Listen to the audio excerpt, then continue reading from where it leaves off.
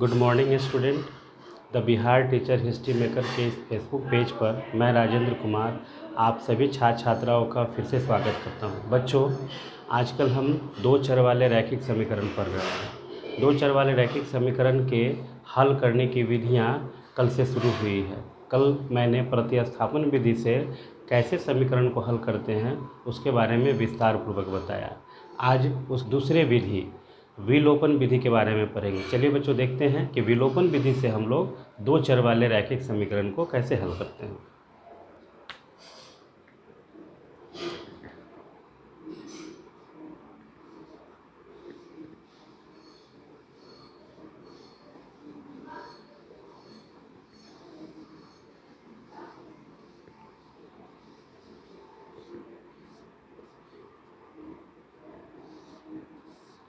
इसी को हम लोग एलिमिनेशन मेथड कहते हैं।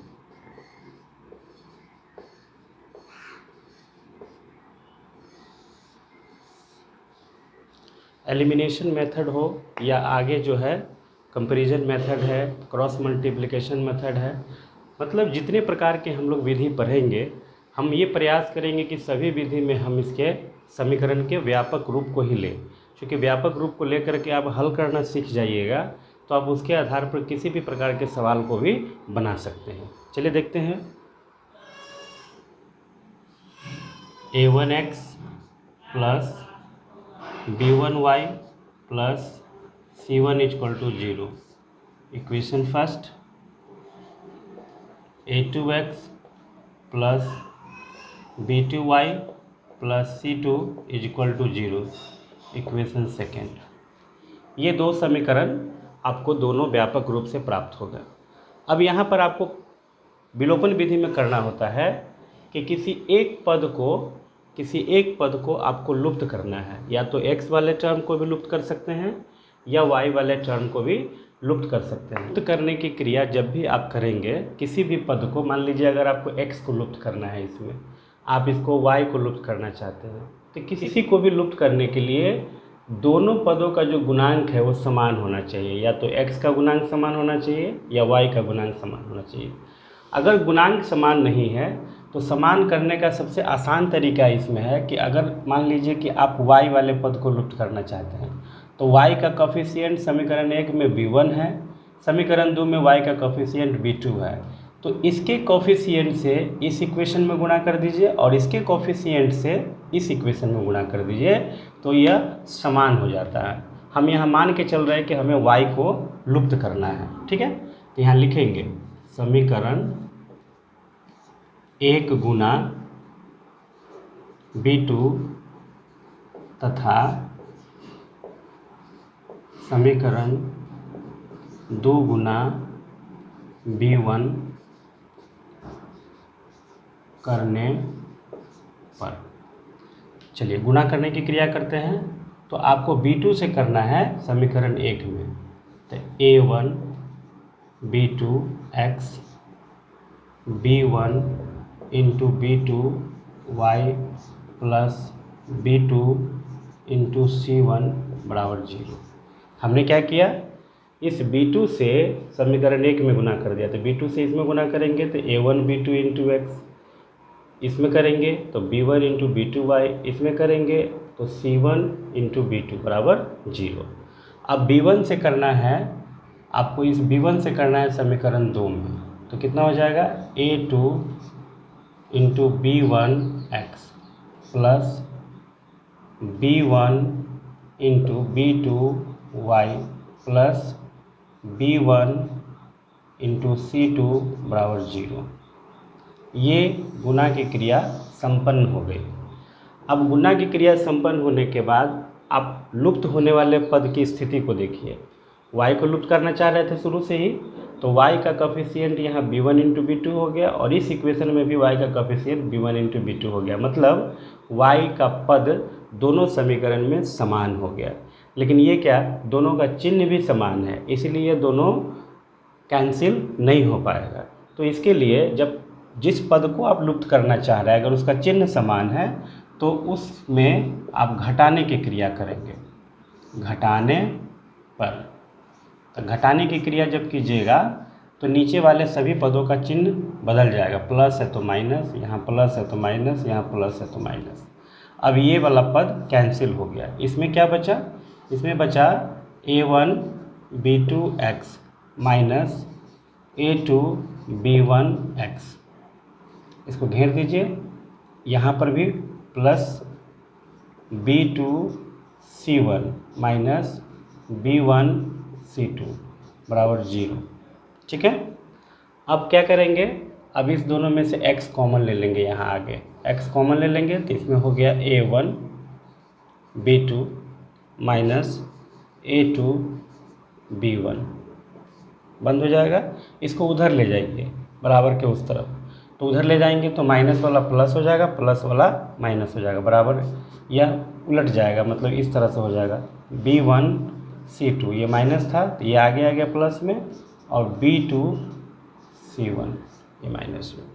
इसलिए x बराबर आपको यहाँ निकल गया b1c2 माइनस b2c1 अब बट्टा ये वाला क्या हो जाएगा a1b2 माइनस a2b1। ये x का वैल्यू हो गया।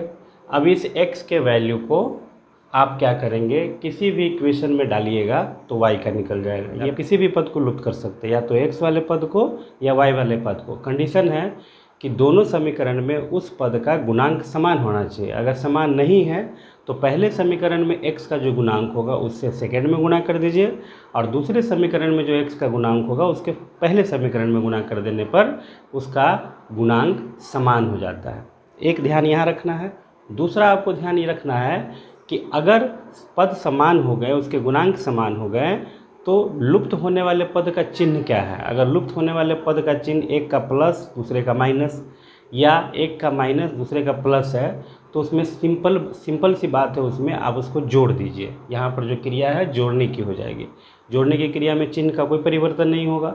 लेकिन लुप्त होने वाले पद का अगर चिन्ह समान है, जैसे प्लस है दोनों या फिर दोनों माइनस है, तो वैसी परिस्थिति में आपको यहाँ पर घटाने की क्रिया करनी होगी। जैसे ही घटाने की क्रिया होगी नीचे वाले का चिन्ह बदल जाएगा, उसके बाद वह पद लुप्त हो जाएगा, मतलब ये पद लुप्त हो गया। आगे वाले में अब y की कहीं चर्चा नहीं है। इस तरह से x का वैल्यू निकल गया।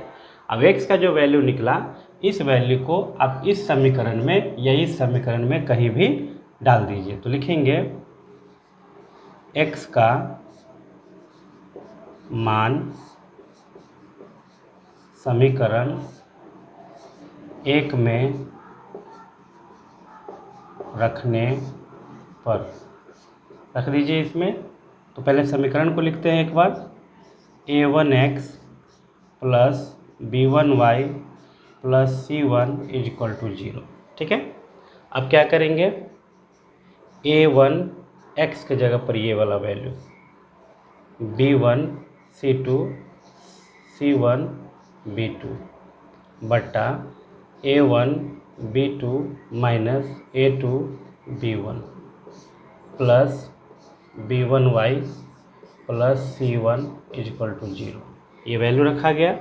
यहाँ से कभी गलती से भी a1 से a1 नहीं काटिएगा। क्यों नहीं काटिएगा? क्योंकि ये पद इसके साथ माइनस के साथ जुड़ा हुआ है, इसीलिए नहीं कटेगा। अगर यह स्वतंत्र रहता, अकेले रहता, तो आप इसको बच्चों काट सकते थे, लेकिन यहाँ तो जुड़ा हुआ है, तो यहाँ होगा a1 से इसमें गुणा हो जाएगा, और ये वाला टर्म और ये वाला टर्म उस तरफ चला जाएगा। आगे के देखते हैं। गुणा कर देते हैं यहाँ पर हम a1 b1 c2 minus a1 c1 b2 a1 c1 b2 बट्टा नीचे a1 b2 minus b1 b2। नीचे वाले पद है प्लस b1y और प्लस c1। अब इस तरफ खाली ये पद रख लीजिए, बाकी सबको उधर कर दीजिए बराबर 0 के उस तरफ। तो b1y इज इक्वल टू क्या होगा? क्या कर दीजिए? माइनस पहले c1 minus a1 b1 c2 minus a1 c1 b2 बटा नीचे इसको कोष्ठ में ऐसे घेर दीजिए, इसको भी A1 B2 minus B1 A2। चलिए अब इसके नीचे एक है, यहाँ इसका LCM ले लीजिए, ये वाला LCM ही होगा A1 B2 minus B1 A2, घेर दीजिए। और ये माइनस C1 से इसमें गुना होकर यहाँ लिखा है, माइनस C1 से गुना करेंगे तो माइनस C1 A1 B2, अब minus minus plus C1 B1 A2, और इस माइनस से खाली इसमें गुना हो जाएगा, minus A1 B1 C2 minus minus plus A1 C1 B2। अब देखिए इसमें क्या क्या कटने वाला है, A1 C1 B2, A1 C1 B2, ये प्लस और ये माइनस समाप्त हो गया। बचा क्या हमारे पास, बच गया C1 B1 A2 minus A1 B1 C2 बटा नीचे A1 B2 minus B1 A2। ये आपको B1 Y बराबर है, इसलिए Y बराबर ऊपर से B1 कॉमन हो जाएगा, B1 तो C1 A2 minus A1 C2 बटा नीचे ये B1 यहाँ पर चला आएगा, B1 A1 B2 minus B1 A2, B1 से B1 कट गया तो कुल मिलाकर Y का वैल्यू हो गया C1 A2 minus A1 C2 बट्टा A1 B2 minus B1 A2। ये आपको Y का वैल्यू मिल गया और यहाँ पर आपको यहाँ निकाले हैं X का वैल्यू मिल गया।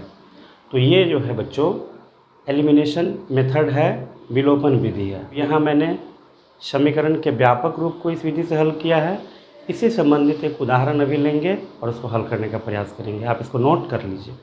जो एक उदाहरण आ गया है, अब इसको हम लोग हल करके देखते हैं विलोपन विधि से। इसको समीकरण 1 मान लीजिए और इसको समीकरण 2 मान लीजिए। तो यहाँ पर आप देखते हैं x वाले पद का चिन्ह यहाँ प्लस है, 9x वाले पद का चिन्ह प्लस है, जबकि y वाले में y का यहाँ माइनस है, y का यहाँ प्लस है।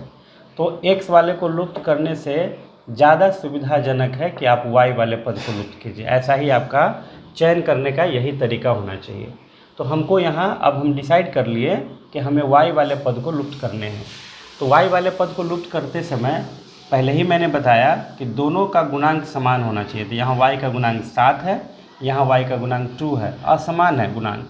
तो वैसी परिस्थिति में आपको क्या करना है कि इसके गुणांक से 1 में और इसके गुणांक से 2 में गुणा करना है। तो इस बात को हम लोग यहाँ लिखेंगे। देखिए समीकरण 1 में कितना सा होगा, बोलिए बच्चों। समीकरण 1 में, तो 1 में इस y के गुणांक से मतलब 2 से, समीकरण 1 गुना 2 तथा समीकरण 2 गुना 7 करने पर यहाँ लिख दीजिए। अब कर रहे हैं तो 2 से करना है तो 4 दूना 8x माइनस 7 दूना 14y और 2 दूना 4, 2 से कर लिया। अब आपको 7 से करने हैं 2 में, 7 नमा 63x, 7 दूना 14y और 7 इकाई 7, 7 3 21, 217। ठीक है, हमने 1 में कर लिया 2 से गुना, 2 में कर लिया 7 से गुना। गुना करने के बाद हम देख रहे हैं कि दोनों का कोएफिशिएंट गुणांक समान हो गया। अब यहाँ पर लुप्त करने की क्रिया होगी।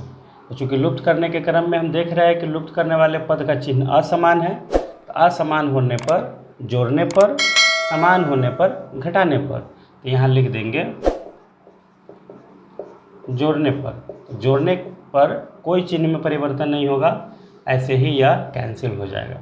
अब 63 में 8 जुट जाएगा, कितना हो जाएगा 71x, और इधर 217 में से 4 घट जाएगा तो कितना हो जाएगा 213। ठीक है, 13 4 17, इसलिए x बराबर बच्चों यहाँ निकाल लेंगे वैल्यू 213 बटा 71, 3 बार में कट जाएगा। 3 से 3 एक 3, 3 से 21, तो 3 बार में कट गया, इसलिए x का वैल्यू यहाँ 3 हो गया। अब जब x का वैल्यू ये निकल गया अब जब x का वैल्यू यहाँ निकल गया तो इस x के मान को आप समीकरण 1 या समीकरण 2 दोनों में से किसी में डालिएगा तो y का वैल्यू निकल जाएगा। तो हम x का मान समीकरण 2 में रखते हैं। x का मान समीकरण 2 में रखने पर क्या है, 2 9x plus 2y equal to 31। आप 9x के जगह पर ये 3 रख दीजिए, plus 2y equal to 31, 9 3 27 plus 2y equal to 31। 27 को उधर ले जाइए, 2y इक्वल टू 31 माइनस 27, क्या बचा, 2y इक्वल टू 4, इसलिए y इक्वल टू 4/2, 2 बार में कट जाएगा, इसलिए कुल मिलाकर अतः x बराबर 3, y बराबर 2, यही इसका आंसर है। इस प्रकार से आप विलोपन विधि के माध्यम से 2 चर वाले रैखिक समीकरण को हल कर सकते हैं, लेकिन हल करते समय जो बात मैंने बताई उसको आपको ध्यान रखना है और उसी प्रोसेस से आगे बढ़ना है। निश्चित रूप से आपका समीकरण बनेगा, सवाल भी बनेंगे। तो बच्चों, अब इसके आधार पर आपके बुक में जितने भी सवाल हैं उस सवाल को आज विलोपन विधि से बनाएंगे, और विलोपन विधि से बनाने के बाद उसमें जो कठिनाई होगी उसको कमेंट बॉक्स में डालिएगा, हम लोग यथासंभव उसका समाधान करेंगे। फिर से एक बार, अगर आप इस वीडियो को फेसबुक पर देख रहे हैं तो the Bihar teacher history maker page को लाइक कीजिए। आप इसे यूट्यूब पर देख रहे हैं तो द धीर क्लासेस को सब्सक्राइब कीजिए और बेल बटन को दबाइए। धन्यवाद।